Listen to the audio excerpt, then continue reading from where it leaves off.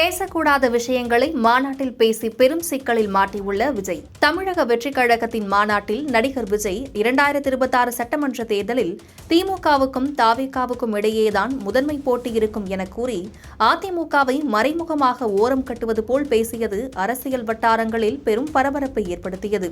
அவர் திமுக மற்றும் பாஜகவை கடுமையாக விமர்சித்த போது அதிமுகவின் முன்னாள் தலைவர்களை புகழ்ந்து அவர்களது ஆட்சியை மேற்கோள் காட்டியதாக கூறப்பட்டாலும் அதிமுகவை தற்போதைய அரசியல் களத்தில் முக்கிய எதிரியாக கருதாதது போல் அவரது பேச்சு அமைந்தது.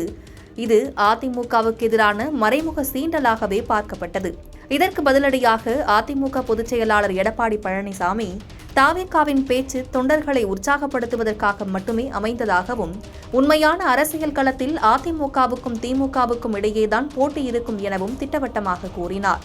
மேலும் விஜயின் கருத்துக்களை அவரிடமே திருப்பி கேட்க வேண்டும் என்று கூறி தாவேகாவை ஒரு முதிர்ச்சியற்ற புதிய கட்சியாக மறைமுகமாக விமர்சித்தார். இந்த பரஸ்பர கருத்து மோதலில் விஜயின் பேச்சு அரசியலில் புதியவராக அவரது ஆரம்ப முயற்சியாகவும் தாவேகாவை முன்னிலைப்படுத்தும் உத்தியாகவும் இருந்தாலும் அது அதிமுகவின் அனுபவமிக்க அரசியல் கட்டமைப்பையும் தமிழகத்தில் ஆழமாக வேரூன்றிய அதன் தொண்டர் பலத்தையும் எதிர்கொள்ள முடியாது என்பதை எடப்பாடியின் பதிலடி தெளிவுபடுத்துகிறது.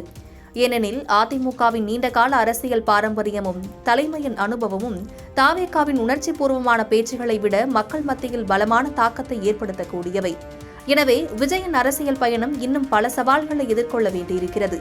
அதேவேளையில் எடப்பாடியின் பதிலடி அதிமுகவின் தன்னம்பிக்கையையும் அரசியல் முதிர்ச்சியையும் பறைசாற்றுகிறது.